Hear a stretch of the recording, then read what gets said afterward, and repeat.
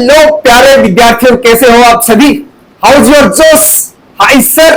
तो आइए शुरू करते हैं आज एक ऐसे चैप्टर को, एक ऐसे टॉपिक को जो 11th 12th IIT JEE Mains Advanced NEET, आप एजुकेशन की बात करें तो teacher, second grade teacher, first grade teacher, college lecturer, किसी भी एग्जाम के अंदर आप देखो यहां से क्वेश्चंस की आपको भरमार मिलती है मेरे दोस्तों।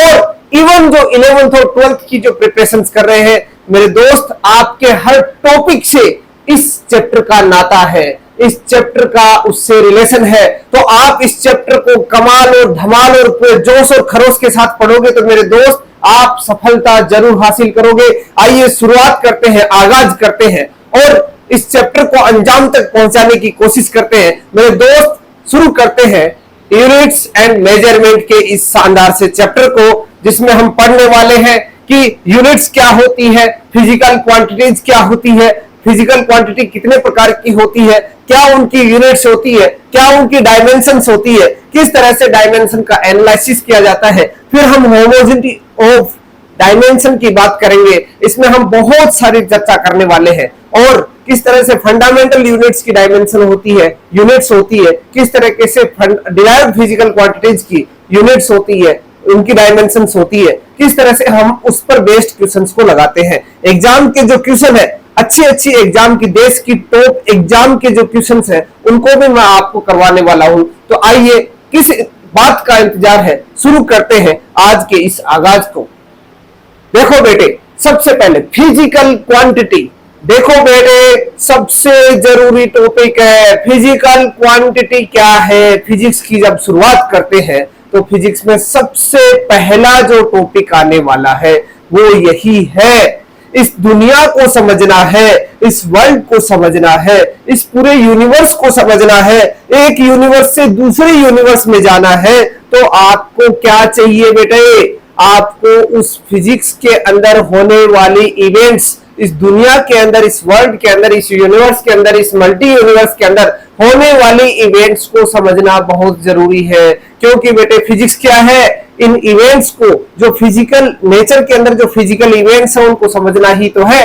तो उन फिजिकल इवेंट्स को समझने के लिए जिन क्वांटिटीज की जो रिक्वायरमेंट होती है उन्हें कहते हैं फिजिकल क्वांटिटीज। और वो जो क्वांटिटी होती है वो मेजरेबल होती है, उनको मेजर किया जा सकता है। ऐसी physical quantity, those physical quantities which can measure directly or indirectly are known as physical quantities। दोस्तों फिजिकल क्वांटिटी दो प्रकार की होती है, फंडामेंटल फिजिकल क्वांटिटी और डिराइव्ड फिजिकल क्वांटिटीज। आइए जानते हैं फंडामेंटल फिजिकल क्वांटिटी क्या होती है, डिराइव्ड फिजिकल क्वांटिटी क्या होती है। फंडामेंटल फिजिकल क्वांटिटी दोस्तों वो होती है, इस दुनिया के अंदर जितनी भी इवेंट्स जो घटित होती है, हैपन होती है, उनको हमें समझना है। तो ऐसी 7 मिनिमम फिजिकल क्वांटिटीज है, उनको तो हमें समझना ही है, उसके बिना हम किसी भी हाल में नहीं समझ सकते। उनको स्टैंडर्डाइज करना बहुत जरूरी है। उनको हम फंडामेंटल फिजिकल क्वांटिटी कहते हैं। कौन कौन सी है मित्रों? वो 7 physical quantity, mass, length, time, electric current, temperature, amount of substance and intensity. इन सभी को किस यूनिट में मेजर किया जाता है? मास को हमेशा किलोग्राम में मेजर किया जाता है, लेंथ को मीटर में मेजर किया जाता है, टाइम को सेकंड में मेजर किया जाता है, करंट को एम्पियर में मेजर किया जाता है, टेम्परेचर को केल्विन में, अमाउंट ऑफ सब्सटेंस आप केमिस्ट्री में आपने पढ़ा भी होगा, इसको मोल में मेजर किया जाता है, इंटेंसिटी को कैंडेला में मेजर किया जाता है। दोस्तों इनके सिंबल क्या है? इनके सिंबल, मास को केजी से रिप्रेजेंट किया जाता है, मीटर को स्मॉल एम से, सेकंड को स्मॉल एस से, एम्पियर को कैपिटल एस से, केल्विन को कैपिटल के से, मोल को स्मॉल एम ओ एल से, कैंडेला को सीडी से रिप्रेजेंट किया जाता है। और इनकी क्या डायमेंशन होती है? इनको हालांकि हम डायमेंशन क्या होती है, यूनिट क्या होती है, इसके बारे में आप चर्चा बाद में करेंगे, पर एक बार थोड़ा सा मैं ओवरव्यू आपको मैं बता दूं। डायमेंशन, मास का पहला लेटर क्या है? एम, तो इसको कैपिटल एम से रिप्रेजेंट किया जाता है। दोस्तों ध्यान रखना, डायमेंशन को हमें हमेशा कैपिटल ब्रैकेट में ही लेना है, कैपिटल ब्रैकेट के अंदर इंक्लोज करना है, तब वो डायमेंशन कहलाएगी। इसको हम कैपिटल एम से रिप्रेजेंट करते हैं। लेंथ एल है तो कैपिटल एल से रिप्रेजेंट करते हैं। टाइम टी है तो कैपिटल टी से रिप्रेजेंट करते हैं।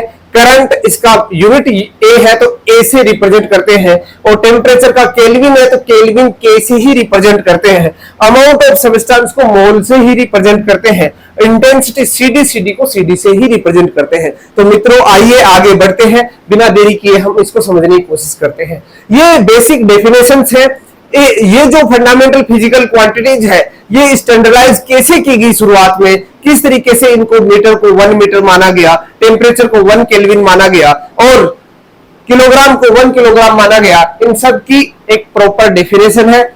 मीटर किसे कहा गया? Distance travelled by light in vacuum, जो डिस्टेंस लाइट के द्वारा ट्रेवल की जाती है, माइकलसन इंटरफेरोमीटर के द्वारा उसकी डिस्टेंस मेजर की गई और उस डिस्टेंस से यानी उसकी जो स्पीड है, स्पीड मेजर की गई, स्पीड से क्या आ गई? डिस्टेंस आ गई, यानी 1 सेकेंड टाइम इंटरवल के अंदर कितनी डिस्टेंस वो ट्रेवल करता है उसका उतना फ्रैक्शन लेके हम वहां से 1 मीटर को डिसाइड कर सकते हैं। इसी प्रकार किलोग्राम, सबसे पहले किलोग्राम को किस तरह से डिफाइन किया गया? The mass of cylinder of platinum iridium substance which is a alloy, यानी दो मेटल्स का क्या किया? आपस में मिक्सिंग कर दी, मिक्सिंग करके जो अलॉय बनता है, आपको मालूम होना चाहिए एक मिक्सचर होता है, एक अलॉय होता है। अलॉय में क्या होता है? उनको प्रॉपरली मिक्स किया जाता है, एक प्रॉपर रेशियो के अंदर मिक्स किया जाता है। मिक्सचर के अंदर कोई प्रॉपर रेशियो नहीं होता है, जैसे आटे में नमक है, आप कितना भी नमक डाल सकते हो, थोड़ा ज्यादा कुछ भी, और वो प्रॉपर हो सकता है यूनिफॉर्मली डिस्ट्रीब्यूटेड हो कि नहीं हो।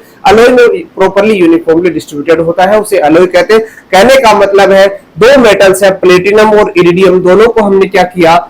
अलॉय बना दिया, अलॉय फॉर्मेशन कर लिया।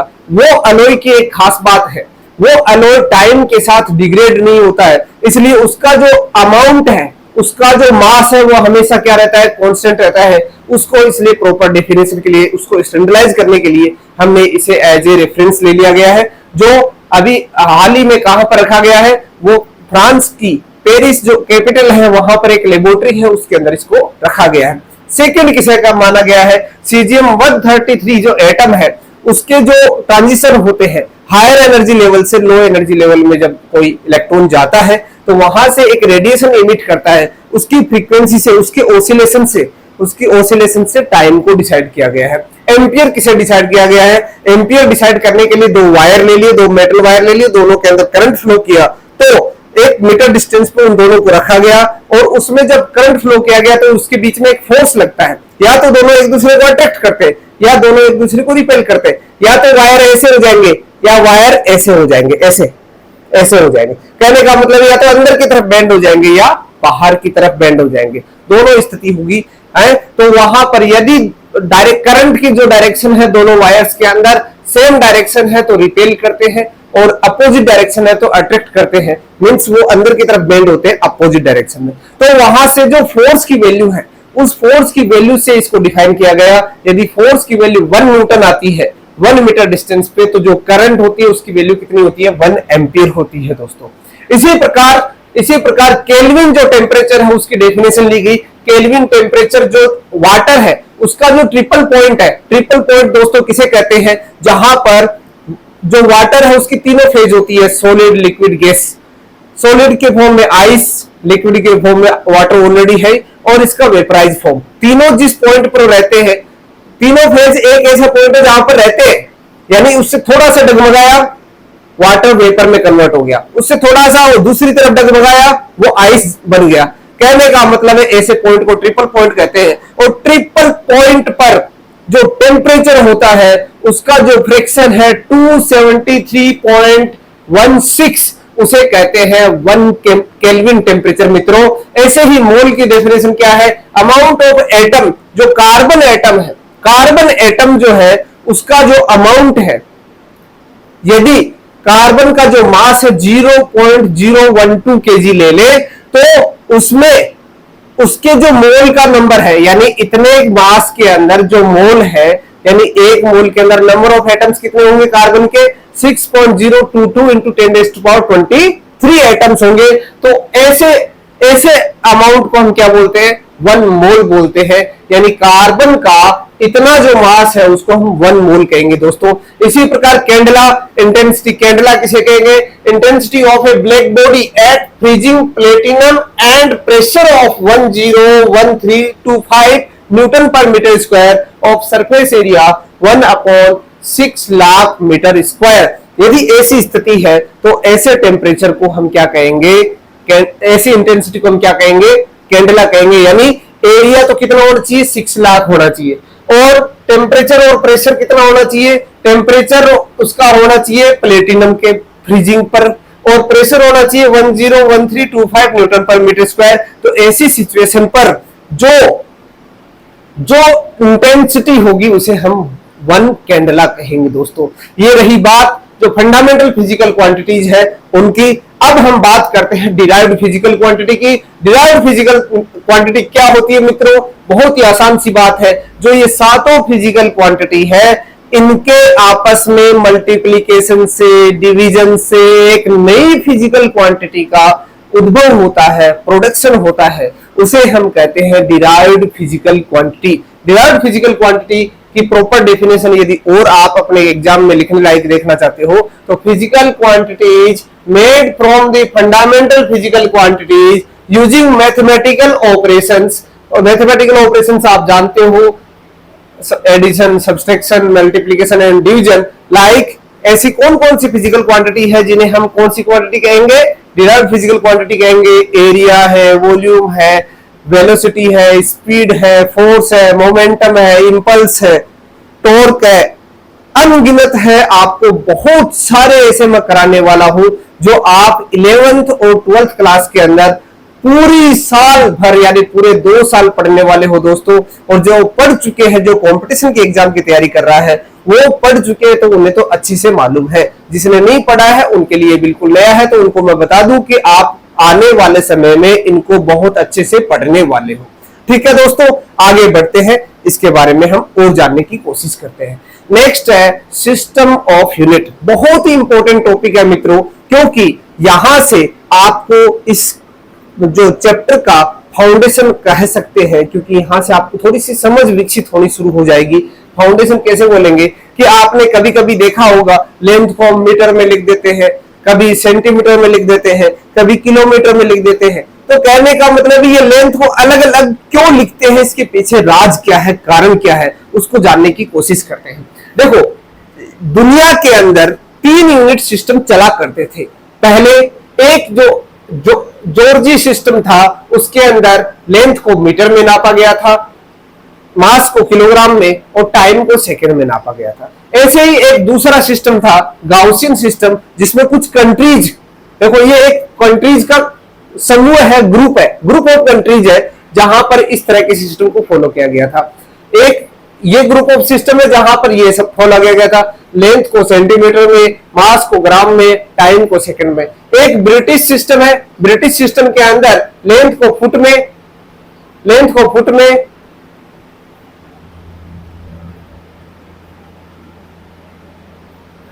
लेंथ को फुट में, मास को पाउंड में और टाइम को सेकंड में मेजर किया गया था। इसी प्रकार ये तीनों जो सिस्टम है, तीनों सिस्टम में हमें बहुत ही बड़ा कंफ्यूजन है। हम हमेशा डाउट में रहने लगे थे। साइंटिस्ट लोग, हमारे जो पूर्वज थे, उनके सामने बहुत बड़ी समस्या आने लगी थी कि एक कंट्री में पढ़ा हुआ फिजिक्स का स्टूडेंट जब दूसरी कंट्री में जाता था तो उसके लिए इतनी भारी भरकम समस्याओं का सामना करना पड़ता था। बेटा, उसको समझ में नहीं आता था कि यहाँ पर जो मैंने फिजिक्स पढ़ी है क्या वो सही तो है क्या, क्योंकि यहाँ का पढ़ने का सिस्टम, जो फिजिकल क्वांटिटीज जो पढ़ने का सिस्टम यानी मेजरमेंट का सिस्टम बिल्कुल डिफरेंट है, वहां का अलग है। इसलिए पूरा इंटरनेशनली, ग्लोबली एक सिस्टम बनाया गया, उसका नाम बताया गया SI unit system. SI unit system, it is a international system of units. और इसके अंदर क्या होता है, इन फंडामेंटल फिजिकल क्वांटिटीज को हम ये कह सकते हो ये एक रेशनलाइज्ड MKS यूनिट सिस्टम ही है। ये कोई नया सिस्टम नहीं है मित्रों। ये जो MKS सिस्टम है इसको अडॉप्ट किया गया, इसको रेशनलाइज रूप में अडॉप्ट किया गया। यानी यही है, लेंथ को यहां पर मीटर में, मास को किलोग्राम में, टाइम को सेकंड में माना गया और उसको पूरी दुनिया, पूरा ग्लोबली उसको एक्सेप्ट किया गया। और पूरी दुनिया के अंदर जितने भी साइंटिस्ट है, इंजीनियर है, प्रोफेशनली जो भी लोग हैं, या आप और मैं जैसे लोग हैं, स्टूडेंट है, टीचर्स है, सब लोग लेंथ को मीटर में, टाइम को सेकंड में, मास को किलोग्राम में नापकर, मेजर करके उससे डिराइव्ड क्वांटिटीज को हमेशा कैलकुलेशन में लेते हैं, उससे हम डिफरेंट डिफरेंट जो डिस्कवरीज है उसको हम लेके आते हैं और उससे हमारा जो समाज का कल्याण है, सोसाइटी के जो कल्याण के लिए सारे के सारे काम करते हैं। दोस्तों इसके अलावा यहां हमने देखा कि बहुत सारी यानी 7 फंडामेंटल फिजिकल क्वांटिटी थी, 7 से बहुत सारी लगभग आप 100-200 के आसपास मानो, इससे भी ज्यादा, ये तो कुछ भी नहीं है, तो उससे भी ज्यादा डिराइव्ड फिजिकल क्वांटिटी है। और उनमें से 7 फिजिकल फंडामेंटल फिजिकल क्वांटिटी के अलावा 2 फिजिकल क्वांटिटी ऐसी है जिन्हें हम सप्लीमेंट्री यूनिट्स बोला जाता है, जैसे प्लेन एंगल। एंगल आप सभी जानते हो, एंगल यानी आपने क्या किया है, आपने एंगल खूब पढ़ा होगा 10th क्लास में। एंगल 2 साइड्स है, इसके बीच में जो बना हुआ ये जो है इसे हम एंगल कहेंगे, थीटा से रिप्रेजेंट करेंगे।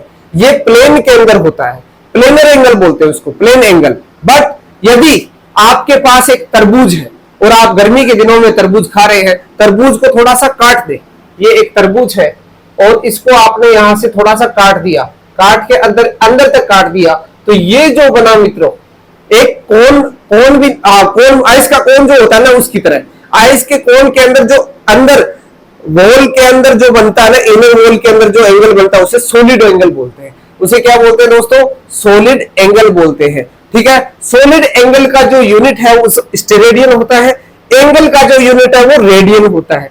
नीट के अंदर ऐसा एग्जाम में क्वेश्चन बहुत बार पूछा गया है कि ऐसी फिजिकल क्वांटिटी बताइए जिनकी यूनिट तो होती है पर डायमेंशन नहीं होती है, डायमेंशनलेस बट यूनिट होनी चाहिए। तो यूनिट वाली फिजिकल क्वांटिटी कौन सी है?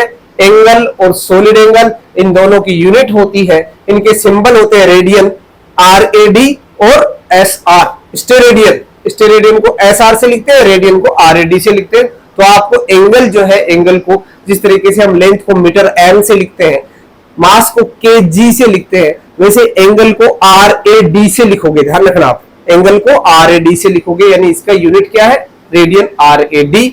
और सॉलिड जो एंगल है उसका SR है। ये हायर क्लास के अंदर सॉलिड एंगल बहुत आता है, क्वांटम फिजिक्स में हम इसको बहुत अच्छे से पढ़ते हैं। 11th और 12th क्लास में इसको पढ़ने की आवश्यकता नहीं है, थोड़ा बहुत इसके बारे में नॉलेज होना चाहिए, क्योंकि यहां से कंपटीशन एग्जाम में क्वेश्चन वैसे पूछा जा सकता है कि ऐसी कौन सी फिजिकल क्वांटिटी है जिसका यूनिट तो होता है पर डायमेंशन नहीं होता है। ठीक है दोस्तों, आगे बढ़ते हैं। अब हम जानने की कोशिश करते हैं कि ये जो मेजरमेंट प्रोसेस है ये होती कैसे है, किस तरीके से हम फिजिकल क्वांटिटी को मेजर कर सकते हैं। तो फिजिकल क्वांटिटी को दोस्तों मेजर करने के लिए हमारे पास एक तो उसका मैग्नीट्यूड होना चाहिए। जैसे मैं एक सिंपल सी बात आपको कहूं कि आपको कोई सब्जी लेके आनी है मार्केट से, तो आप सब्जी वाले मार्केट में गए और वहां पर आपने कहा सब्जी दो, सब्जी वाले भैया से कहते हो कि आप इतनी सब्जी दो। कितनी सब्जी? वो आपसे फिर पूछेगा कितनी सब्जी, तो आप वहां अमाउंट बोलोगे, मैग्नीट्यूड बोलोगे, वैल्यू बोलोगे, 1 kg, 2 kg, आधा kg, जितना भी आप बोलोगे, तो वहां अमाउंट जो बोल रहे हो ना, ये जो नंबर बोल रहे हो ये बेटा, इसे कहते हैं magnitude, magnitude of the physical quantity. तो magnitude of the physical quantity, magnitude of the physical quantity बोला जाएगा इसको। इसको magnitude of the physical quantity बोल देंगे। अब इसके साथ में आपने क्या बोला उस पर गौर कीजिएगा। सब्जी मार्केट के अंदर, आपने सब्जी मंडी के अंदर आपने कहा कि मुझे एक क्या चाहिए? 1 किलोग्राम। ये किलोग्राम वर्ड बहुत जरूरी है, आप यहां थोड़ी बोलोगे। जैसे आप कपड़े की शॉप पे गए और कपड़े वाले से कहा कि 1 किलो कपड़ा देना, क्या कभी आपने ऐसा सुना है? वो कहेगा आपका दिमाग तो खराब नहीं है क्या? आप सब्जी मार्केट में गए और सब्जी मार्केट में आप जाके बोले मुझे 1 किलो कद्दू देना, ऐसे कहोगे आप? वहां ऐसे फिर को 1 मीटर कद्दू देना नहीं कहोगे? बड़ा इंटरेस्टिंग है। कहने का मतलब है नंबर के साथ, मैग्नीट्यूड के साथ बेटे क्या लगता है? यूनिट लगती है, तब जाके वो फिजिकल क्वांटिटी पूरी होती है। दोस्तों ये फिजिकल क्वांटिटी है, इसकी विशेषता क्या है? इसमें मैग्नीट्यूड के साथ साथ क्या बोला जाएगा? यूनिट बोला जाएगा।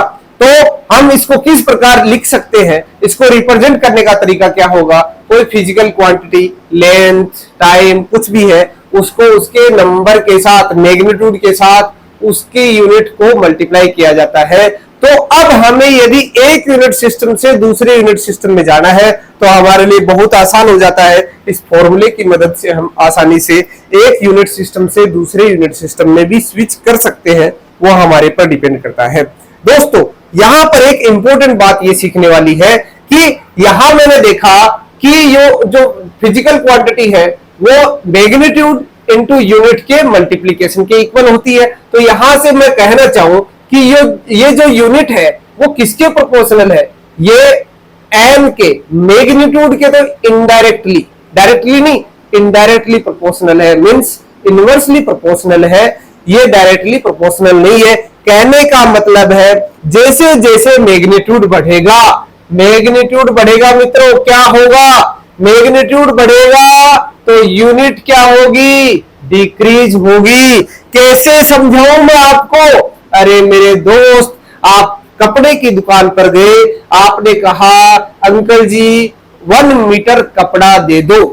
अब आपको क्या करना है, ये बड़े नंबर में लेके जाना है। सपोज मैं यहां 100 लिखना चाहूं तो 100 लिखूंगा तो यूनिट क्या हो जाएगी, 100 लिखूंगा तो बेटे नंबर बढ़ेगा तो यूनिट क्या हो जाएगी, डिग्रेड हो जाएगी, डाउनग्रेड हो जाएगी, सेंटीमीटर में आ जाएगी। मीटर से छोटी क्या, सेंटीमीटर।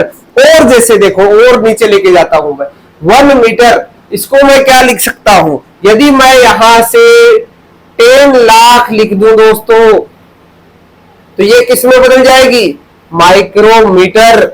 इसको मैं माइक्रोमीटर में लिख सकता हूं, यानी यूनिट और डाउन होती जाएगी। कहने का मतलब है यूनिट जो है किसके इनवर्सली प्रोपोर्शनल होती है, मैग्नीट्यूड के इनवर्सली प्रोपोर्शनल होती है।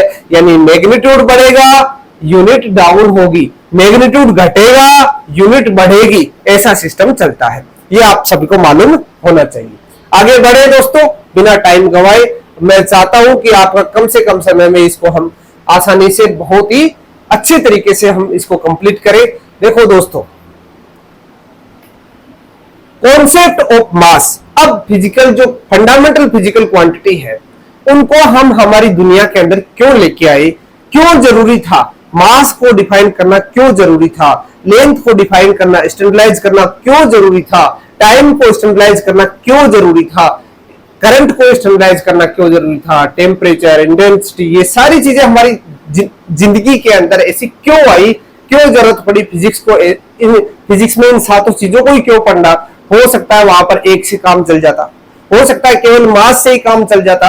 तो ये अलग अलग इंपॉर्टेंस है सभी की, मास की अलग इंपॉर्टेंस है, लेंथ की अलग इंपॉर्टेंस है, टाइम की अलग इंपॉर्टेंस है। आइए इंडिविजुअली हम जानते हैं मास हमारे लिए क्यों जरूरी है, मास से हम आखिरकार करेंगे क्या, मास, कॉन्सेप्ट ऑफ मास क्या है।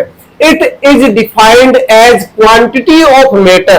देखो बेटे गौर से समझने की कोशिश करो, ये क्यों जरूरी है, क्योंकि ये क्या डिफाइन करता है, it defines constant in a body.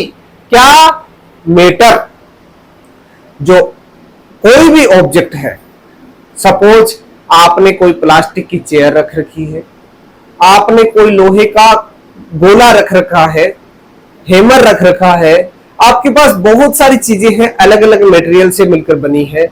वो जो मटेरियल से मिलकर बनी है वो मटेरियल इंपॉर्टेंट है, यानी वो जो मटेरियल किससे मिलकर बनी है वो ऑब्जेक्ट, उसकी क्वांटिटी कितनी है वो कैसे बताए।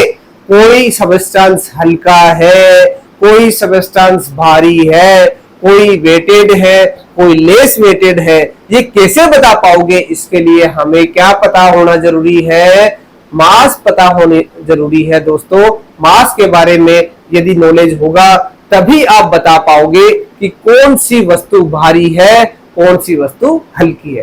ये बात क्लियर है। दूसरी बात, ये शेप पर डिपेंड नहीं करता है। दोस्तों आपने दो वर्ड सुने होंगे, एक होता है साइज, दूसरा होता है शेप। आप कंफ्यूज में तो नहीं रहते हैं, आपके कंफ्यूजन तो नहीं रहता है कि साइज किसे कहते हैं, शेप किसे कहते हैं। आपको सिंपल से मैं बताना चाहूं कि दो स्पेयर है, गेंद है, एक छोटी गेंद टेनिस वाली, एक टीटी टेबल टेनिस वाली। ये लॉन टेनिस ये टीटी, टेबल टेनिस।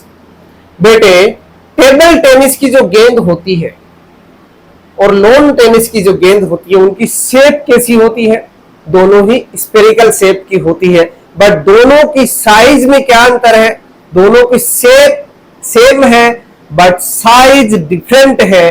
टीटी की जो बॉल है उसका साइज छोटा है, लॉन टेनिस की जो बॉल है उसका साइज बड़ा है।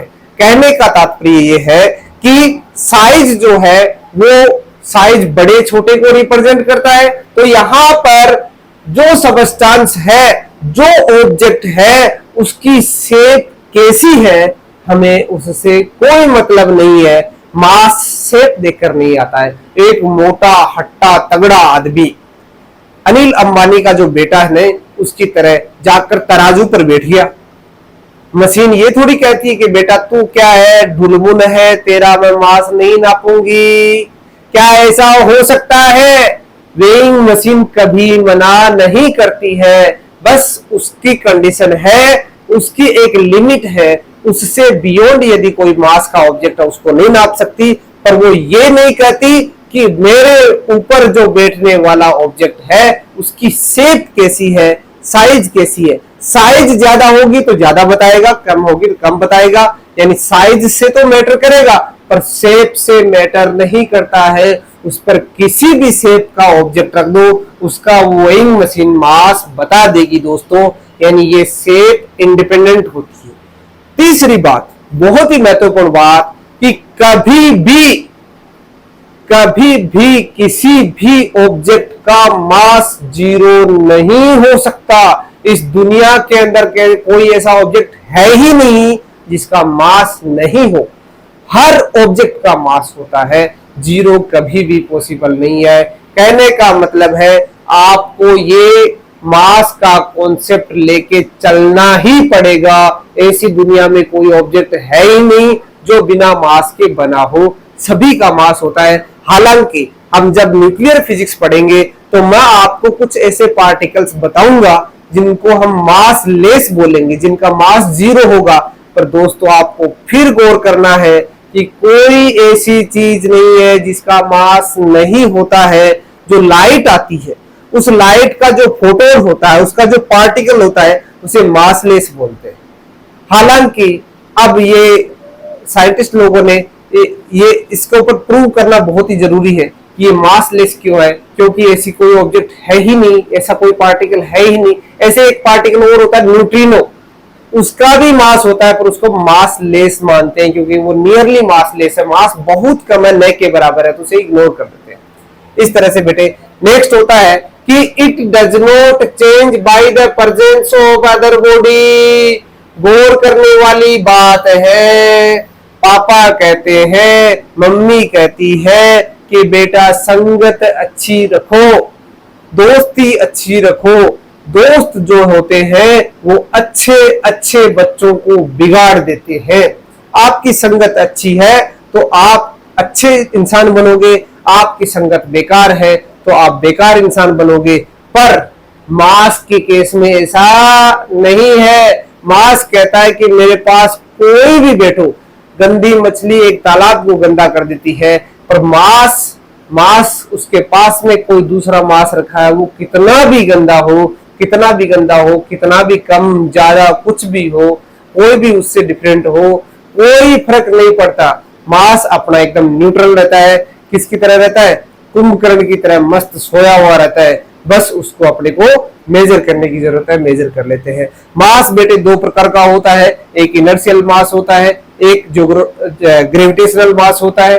दोनों सेम ही होते हैं। इनर्शियल मास इनर्शिया बताता है। इनर्शिया मतलब जो चेंज इन स्टेट को रिप्रेजेंट करता है। कोई ऑब्जेक्ट भारी है, ट्रक है, उसको धक्का लगाना मुश्किल है क्योंकि वो इनर्शिया ज्यादा है। और एक छोटा सा कार है, नैनो कार है, टाटा की जो कार है, उसको धक्का लगाना बहुत ही आसान है।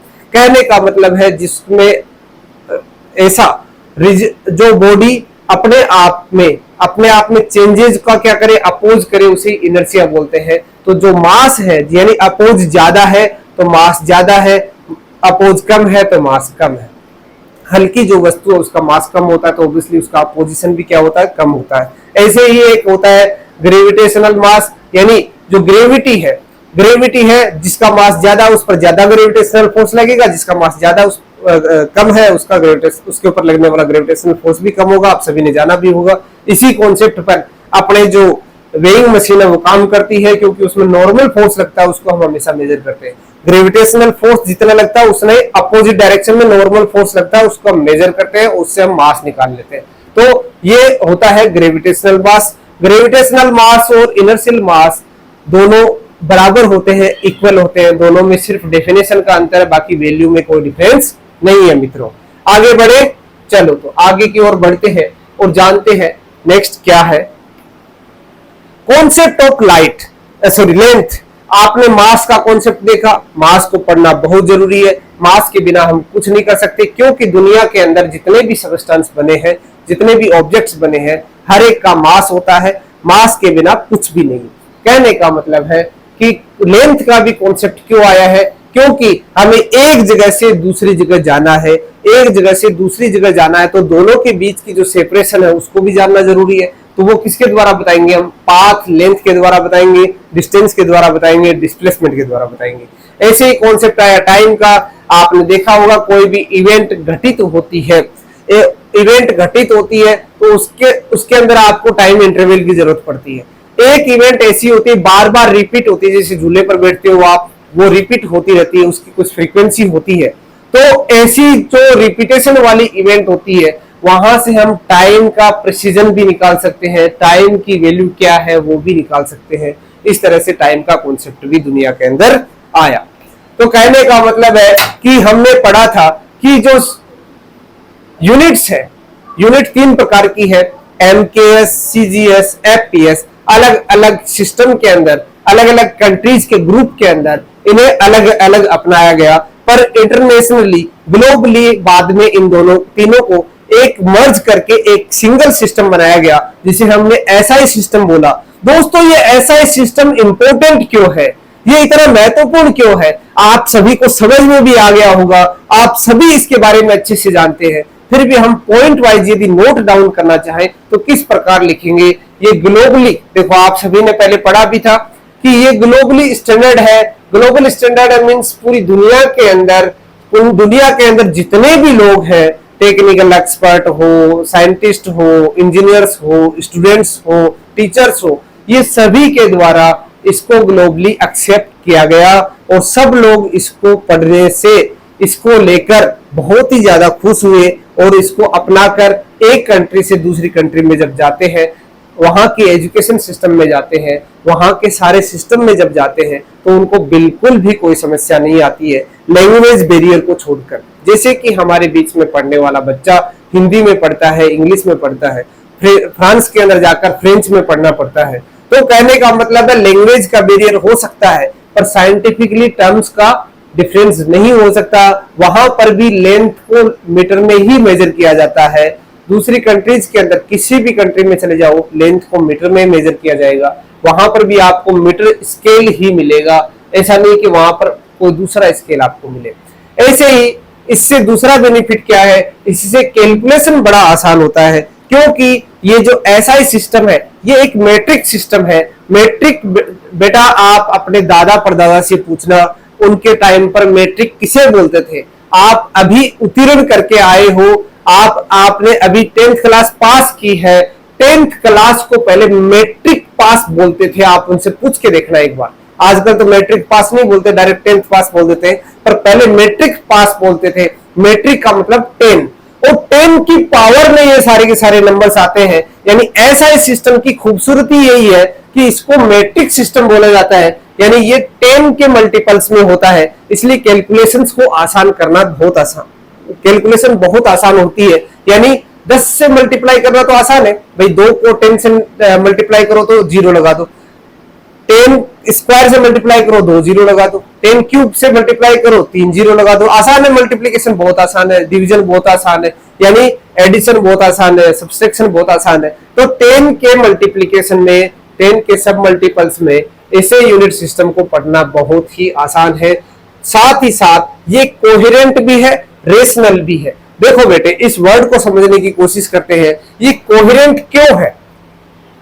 कोहेरेंट इसलिए है क्योंकि एक सिंगल यूनिट सिस्टम चलता है, आपको इसके अंदर कोई कंफ्यूजन नहीं रहता है। पूरी दुनिया में घूमोगे तो लेंथ को मीटर में मेजर किया जाएगा, तो कंफ्यूजन हट गया, तो कोहेरेंट हो गया, सिंपल सी बात है।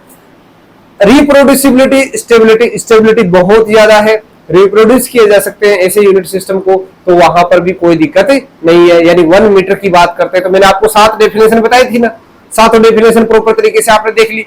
1 मीटर कैसे रिप्रोड्यूस किया, लाइट की स्पीड से रिप्रोड्यूस कर लिया।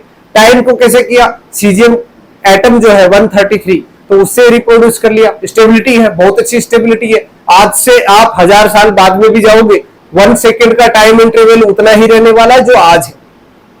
1 मीटर आज जितना है, आज 1000 साल बाद में भी 1 मीटर उतना ही रहने वाला है, उसमें कोई चेंज नहीं है। लेंथ कॉन्ट्रेक्शन नहीं होने वाला है,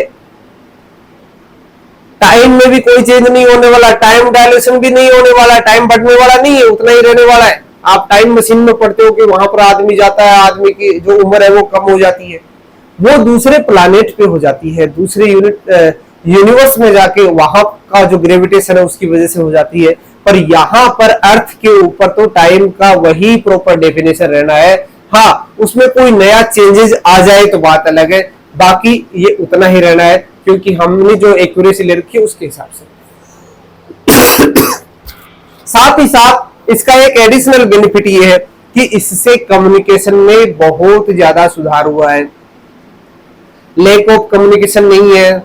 आपने देखा होगा कि कम्युनिकेशन, जो लैंग्वेज की बात करें, लैंग्वेज बैरियर होगा, बट साइंटिफिकली टर्म्स के अंदर समझना बहुत आसान है। बच्चों, मैंने तो बहुत ऑब्जर्व किया है, जब हम कॉन्फ्रेंस के अंदर जाते हैं, रिसर्च करते हैं, तो दूसरी कंट्री के अंदर आपको कॉन्फ्रेंस के लिए जाना पड़ता है, तो वहां के लोगों के बीच में आपको इंटरेक्ट करना पड़ता है, आपको अपनी बात उनके बीच रखनी पड़ती है। और सबसे अच्छी बात, आजकल तो इंग्लिश लैंग्वेज ग्लोबली हो गई है, तो इंग्लिश लैंग्वेज में आप पढ़ते हो तो आपको बहुत आसानी है, आपको डरने की जरूरत नहीं। आप दुनिया के किसी कोने में चले जाओ, आपको कहीं पर भी कोई समस्या नहीं आने वाली है। विशेषकर साइंस जैसे सब्जेक्ट को लेकर तो बिल्कुल भी नहीं आने वाली है। आप दुनिया में कहीं पर भी जाकर टीचर बन जाओ, आप आसानी से उनको पढ़ा सकते हो, आराम से समझा सकते हो, सब बच्चे आसानी से समझ सकते हैं। तो ये तो रही बात यूनिट एंड मेजरमेंट के अंदर मोटे मोटे तौर पर हमने पढ़ लिया। अब मैं आपको बताने वाला हूं डायमेंशन। यूनिट सिस्टम को हमने बहुत अच्छे से पढ़ा, इसके बारे में एक एक पॉइंट, मैंने कोई भी पॉइंट इसके अंदर नहीं छोड़ा है, मैंने लगभग चीजें जितनी कवर करनी थी वो आपको बतला दी है।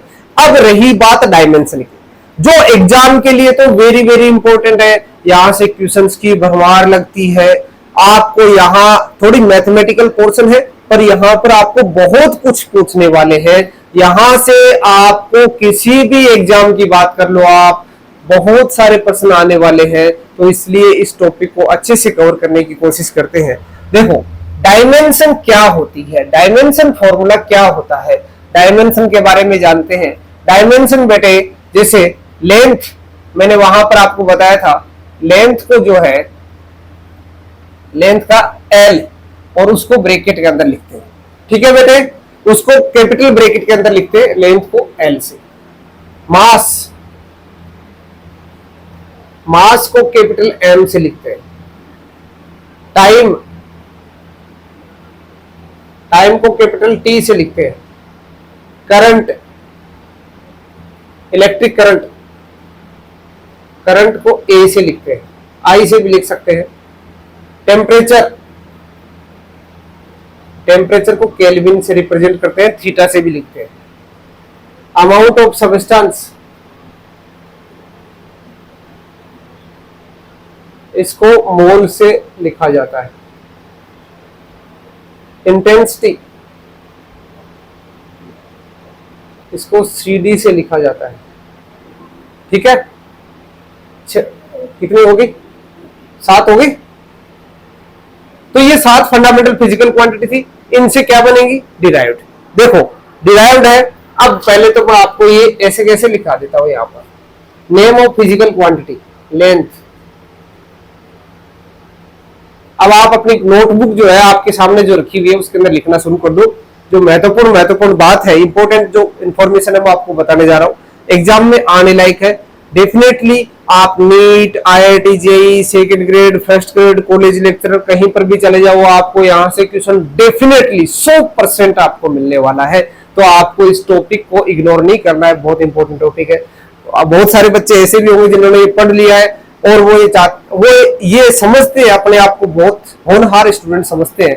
उनके लिए भी आपको मैं बताता हूँ, आपको बेटे अपने पे गुरूर होगा, घमंड होगा, पर जब आपको एग्जाम में क्वेश्चन मिलेगा तो आपका ये गुरूर टूट जाएगा, क्योंकि आप और कॉन्फिडेंट हो। कॉन्फिडेंट नहीं हो, कॉन्फिडेंट बच्चे को कोई समस्या नहीं है, वो तो आराम से पढ़ सकता है। लेंथ की यूनिट क्या होती है? मीटर। डायमेंशन इसको लिखा जाता है एल से।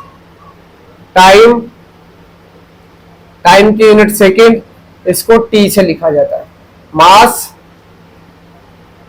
मास की यूनिट होती है केजी, इसको कैपिटल एम से लिखा जाता है। मास के बाद में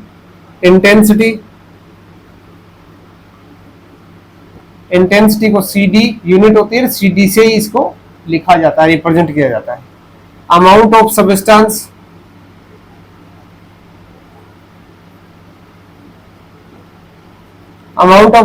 को मोल से रिप्रेजेंट किया जाता है। यहाँ यूनिट भी मोल, डायमेंशन भी मोल। टेम्परेचर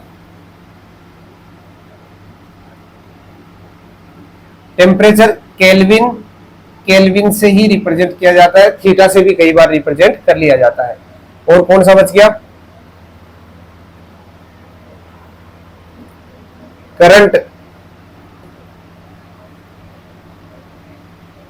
करंट को एम्पियर में मेजर किया जाता है। यूनिट भी क्या होती है? एम्पियर होती है। ठीक है मित्रों, आगे बढ़ते हैं।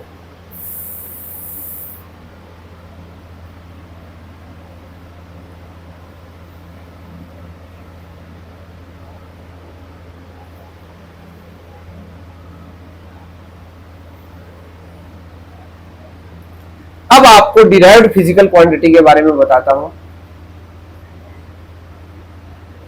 डायमेंशन ऑफ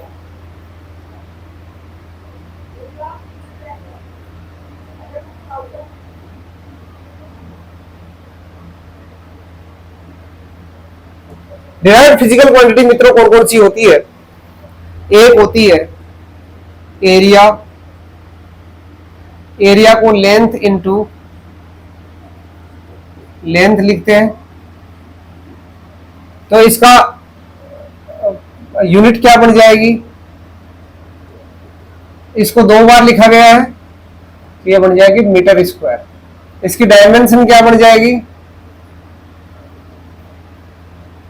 लेंथ का एल से लिखा जाता है, और दोबारा लेंथ आ गई तो उसको भी एल से लिखेंगे। बेस सेम पावर ऐड हो जाएगी, यानी एल स्क्वायर।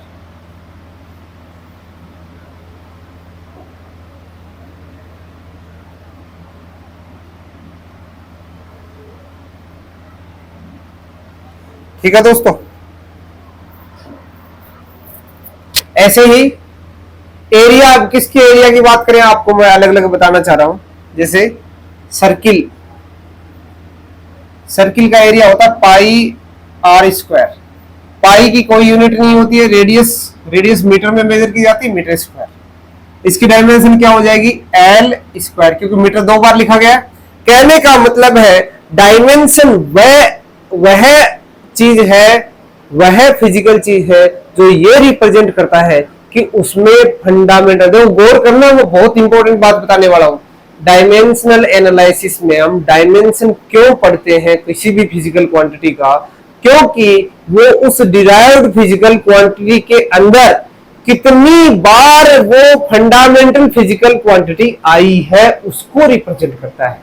देखो दोस्तों, सर्किल के एरिया के अंदर लेंथ कितनी बार आई है? दो बार आई है। ये रिप्रेजेंट करना चाह रहा है। तो डायमेंशन पढ़ने से हमें ये पता चलेगा कि जैसे जितने भी एरिया होंगे, मैं आपको और बताना चाह रहा हूं। सर्किल का एरिया हो गया एक area of square. Area of square यानी दोनों साइड, चारों साइड इक्वल है, ए ए ए ए, तो इसका एरिया क्या हो जाएगा? ए स्क्वायर। दोनों साइड है, साइड इंटू साइड, साइड को किसमें मेजर किया जाता है? मीटर में। तो इसका यूनिट क्या हो गया? Metre square. और डायमेंशन क्या हो गया दोस्तों? L into L, base same power add हो जाती है L। बताओ, स्क्वायर का एरिया निकाला, सर्किल का एरिया निकाला दोस्तों, दोनों ही केस में डायमेंशन क्या है? सेम। यूनिट क्या है? सेम। कई बार ऐसा हो सकता है, ऐसा खेला हो सकता है, यूनिट अपने को डिफरेंट डिफरेंट मिले पर डायमेंशन सेम मिलेगी आपको। डायमेंशन क्या मिलेगी? सेम मिलेगी। यूनिट जो है अलग अलग कन्वर्जन पर डिपेंड करता है, जैसे मीटर प्रति second, metre per second, centimetre पर सेकंड। यूनिट अलग अलग होगी ना। एक वेलोसिटी को हमने मीटर पर सेकंड में लिख दिया, सीजीएस में उसे सेंटीमीटर पर सेकंड लिख दिया। सिस्टम कोई सा भी हो, चाहे एमकेएस हो, सीजीएस हो, एफपीएस हो, तीनों यूनिट सिस्टम में डायमेंशन सेम रहती है। अब देखो बेटे, इसको मैं मिटा देता हूं। आपने उतार लिया होगा, आपने नहीं इसको नोट डाउन किया तो आप स्क्रीनशॉट ले लीजिएगा, फिर मैं इसको यहां से मिटा दूंगा, आप वापस लिख के जाना।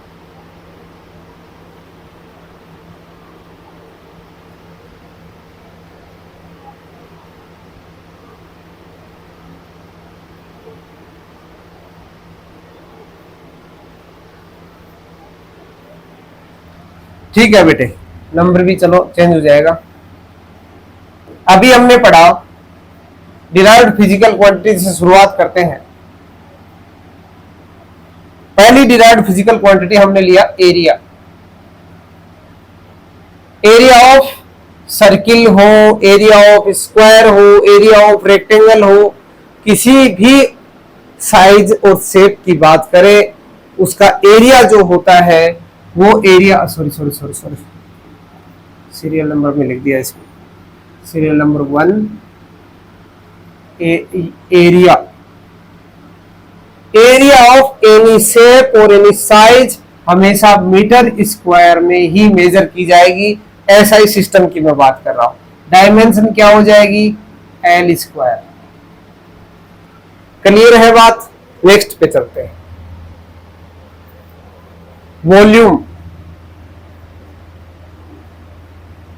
अलग अलग फिजिकल ऑब्जेक्ट है हमारे पास। यदि मैं स्फीयर की बात करूं, स्फीयर का वॉल्यूम होता है 4/3 पाई आर क्यूब। दोस्तों, ये एक नंबर होता है, नंबर की कोई यूनिट नहीं होती है, आप सभी जानते हैं। रेडियस को 3 बार लिखा, मीटर इंटू क्या बन गया? Metre cube. इसकी डायमेंशन क्या होगी? ये यूनिट है। डायमेंशन, एक मीटर को एल से, फिर दूसरे को भी एल से, तीसरे को भी एल से, क्या बन गया? सबकी पावर एक एक, सबका कोण ऊपर वाला, तो यहां पर क्या बन गया? एल की क्यूब। आप यहां पर वॉल्यूम लिखना चाहो, दूसरी फिजिकल क्वांटिटी है वॉल्यूम।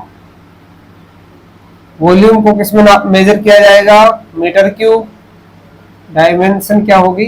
L cube. तीसरी फिजिकल, अब देखो स्फीयर के अलावा मैं क्यूबॉइड ले लू,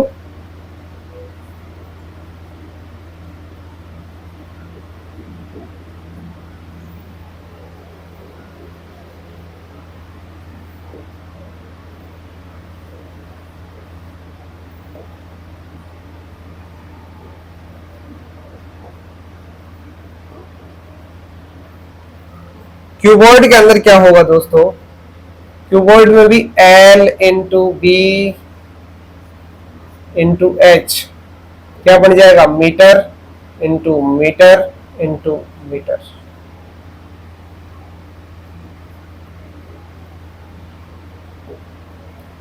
डायमेंशन क्या हो जाएगी?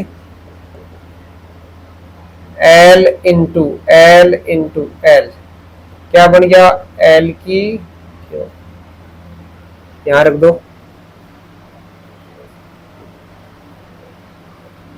तो वॉल्यूम तो सबका हो ही गया, आपको यहां टेंशन करने की आवश्यकता नहीं है। ठीक,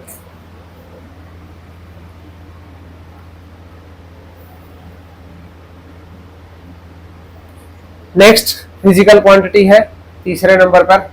और वॉल्यूम के बाद में ले लेते हैं डेंसिटी। कौन सी डेंसिटी लेते हैं?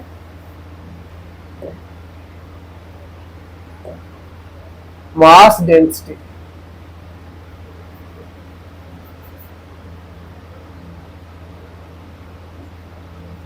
मास डेंसिटी को लिखा जाता है रो एम से। मास फॉर्मूला होता है मास अपॉन वॉल्यूम। मास को किस में लिखा जाता है? यूनिट लिखनी है अपने को। मास को केजी में लिखा जाता है। वॉल्यूम का दोस्त क्या है? Metre cube. डायमेंशन क्या हो जाएगी? केजी को मास को कैपिटल एम से लिखा जाता है और इसका हमने क्या निकाल लिया है? L cube. ये ऊपर चला जाएगा एम एल टू पावर -3। ये यहां पर लिख दो। तो तीसरे नंबर की जो फिजिकल क्वांटिटी है वो क्या आ गई हमारे पास? Mass density. मास डेंसिटी की यूनिट क्या होगी? Sorry, kg per metre cube. Unit क्या बन गई? m to power 1 l to power -3। जिसके ऊपर कोई पावर नहीं है इसका मतलब 1 है, ये समझ लीजिए ना आप। आगे बढ़े दोस्तों। डेंसिटी के बाद में हम पढ़ते हैं स्पीड। स्पीड को v से लिखते हैं। क्या होता है? Distance upon time. डिस्टेंस को मीटर में मेजर किया जाता है, टाइम को सेकंड में। ये इसकी यूनिट हो गई। डायमेंशन क्या होगी? डायमेंशन मास सॉरी डिस्टेंस को एल से, टाइम को टी से। ये टी ऊपर चला जाएगा।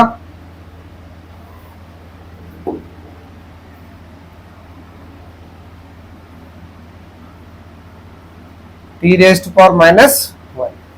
ये इसकी यूनिट होगी। तो ये फोर्थ नंबर पे कौन सा फिजिकल क्वांटिटी आ गई? स्पीड।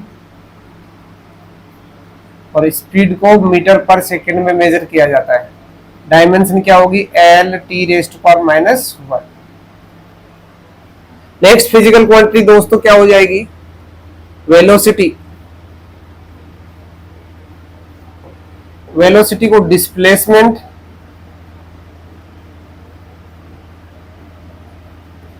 Upon time. डिस्प्लेसमेंट को हम किस में लिखते हैं? इसका यूनिट में लिखता हूं मीटर में, टाइम को लिखते हैं सेकंड में। डायमेंशन क्या हो जाएगी दोस्तों? मीटर को एल में, टाइम को टी में। ये ऊपर चला जाएगा L raised to power 1 T raised to power -1। ये क्या हो गया? Velocity metre per second L T raised to power -1। आपको मैं एक चीज और बताने वाला हूं कि हमने यहां पर दो फिजिकल क्वांटिटी पढ़ी, एक स्पीड, दूसरी वेलोसिटी। दोनों ही अलग अलग बातें बताती है। स्पीड अलग होती है, वेलोसिटी अलग होती है। विशेषकर गौर करना, आप कभी भी ये मत बोल देना कि आप जो बाइक चलाते हो, कार चलाते हो, उसका जो मीटर है वो क्या रिप्रेजेंट करता है, स्पीड या वेलोसिटी? आपसे मैं पूछना चाह रहा हूं। आप जो गाड़ी चलाते हो उसका एक मीटर होता है जो आपको ये इंडिकेट करता है कि आप कितने फास्ट चल रहे हो। वो स्पीड बताता है या वेलोसिटी? वो दोस्तों वो स्पीड बताता है, वो डिस्टेंस बताता है। जितनी आप डिस्टेंस ट्रेवल करते हो, आपका जो गाड़ी का जो टायर जितना घूमता है, जितने राउंड लेता है, एक टायर में कितने डिस्टेंस क्रॉस हो जाती है, वो उसकी सर्कमफ्रेंस से आ जाती है। भाई एक टायर है, वो कितने डिस्टेंस ट्रेवल कर सकता है, उसका तो रेडियस अपने को मालूम ही है। इसकी रेडियस से इस कोने से घूमकर यहां पर पहुंचा तो इसकी सर्कमफ्रेंस कितनी होगी? 2πr। यहां r की वैल्यू पुट कर दो, एक टायर के द्वारा एक राउंड में कितने डिस्टेंस ट्रेवल की जाती है वो आ जाएगी। साथ ही साथ अब वो कितना आरपीएम पे गाड़ी चल रही है। आरपीएम सपोज 1000 है, यानी एक मिनट में 1000 राउंड ले रहे हैं। तो एक राउंड में कितनी डिस्टेंस से है उससे मल्टीप्लाई कर दो तो एक मिनट के अंदर वो आ जाएगा। तो तो इस प्रकार 1 घंटे में आपने कितने डिस्टेंस ट्रेवल की वो मीटर वो बताता है। अब वो डिस्टेंस बताता है।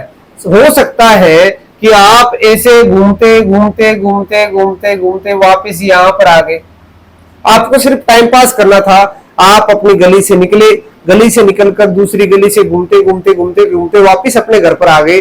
बताओ आपकी वेलोसिटी कितनी होगी दोस्तों? वेलोसिटी आपकी 0 होगी। बट स्पीड कितनी होगी? स्पीड डिपेंड करता है कि आपने कौन सी गली के अंदर कितनी फास्ट आपने अपनी गाड़ी को चलाया है। आपने जितनी फास्ट चलाया है यानी पर मिनट आपने कितने आरपीएम गाड़ी के कवर कराए हैं, कभी आरपीएम उसका ज्यादा गया है कभी कम गया, उसके हिसाब से उसकी स्पीड कम ज्यादा होती गई है। हो सकता है आपने एक्सेलरेट करा दिया, फिर अचानक कोई आगे आ गया तो ब्रेक लगा दिया, तो ब्रेक लगा दिया तो उसका स्पीड कम हो गया यानी आरपीएम कम हो गया, और ब्रेक नहीं लगाया एक्सेलरेट किया यानी आपने उसके एक्सेलरेट करने से स्पीड बढ़ाने से स्पीड बढ़ गई, है ना। तो ये सारा का सारा खेला होता है। ठीक है दोस्तों, अब आपको नेक्स्ट फिजिकल क्वांटिटी बताता हूं। नेक्स्ट फिजिकल क्वांटिटी है एक्सेलरेशन।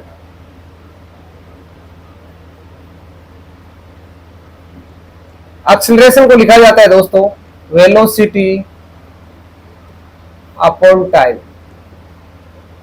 वेलोसिटी को किससे लिखते हैं अपने? वेलोसिटी का यूनिट है अपने पास मीटर पर सेकेंड, टाइम को सेकेंड, इसको आप इसके डिवाइड 1, इसको उल्टा कर दो मीटर पर सेकेंड स्क्वायर।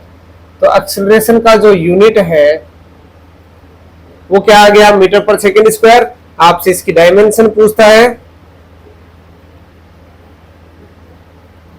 तो एक्सेलरेशन का डायमेंशन क्या हो जाएगा? मीटर को एल से रिप्रेजेंट किया जाता है, टाइम को टी से, टी का स्क्वायर, इसको आप ऊपर लिख सकते हो L T raise to power minus, तो इसका यूनिट क्या हो जाएगा? 6 एक्सेलरेशन। ये मीटर पर सेकेंड स्क्वायर और ये L T raise to power minus. ठीक है दोस्तों, एक और करा देता हूं आपको, फिर आपके लिए होमवर्क देता हूं मैं।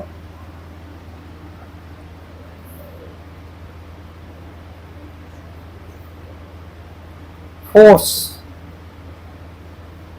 फोर्स फोर्स का फॉर्मूला क्या होता है दोस्तों?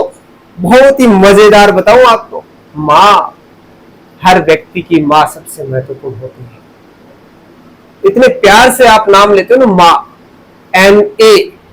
फोर्स का फॉर्मूला क्या होता है? M A, mass into acceleration. Unit क्या हो जाएगी दोस्तों? F is equal to mass, mass KG में,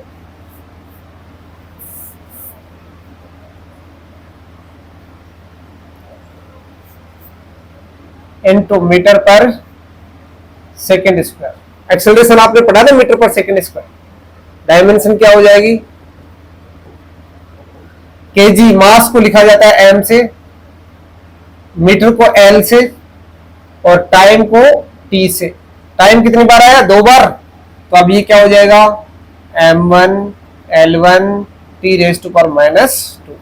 आपको मैं बताऊं, 2 यूनिट ऐसी है, आप उनको याद कर लो तो उससे बेहतर कुछ नहीं, क्योंकि वो बहुत जगह काम आने वाली है। उसमें से एक है फोर्स, मां। मां को याद कर लो दोस्तों, m1 l1 t माइनस 2, क्योंकि मां को याद करने से बेड़ा पार हो जाएगा। आप हमेशा अपने परचम को लहराओगे, छा जाओगे। इसलिए विशेष कर ध्यान रखो, इस मां का जो यूनिट है वो क्या है? मीटर के kilogram into metre per second square. Short form में इसको न्यूटन भी बोलते हैं, क्योंकि फिजिक्स की शुरुआत न्यूटन ने की थी। इसलिए यहाँ पर इसकी यूनिट को भी अपने को याद करना जरूरी है, क्योंकि बहुत सारी डिराइव्ड फिजिकल क्वांटिटी के अंदर फोर्स डायरेक्ट आने वाला है, जैसे वर्क, फोर्स इनटू डिस्प्लेसमेंट। तो वहां फोर्स की डायमेंशन मालूम है, यूनिट मालूम है, डायरेक्ट लगाओ। चलो आइए आपको बताता हूं मैं वर्क। ये कंप्लीट हो गया, इसको मैं लिख देता हूं यहां पर। फोर्स, फोर्स को लिखते हैं हम न्यूटन से।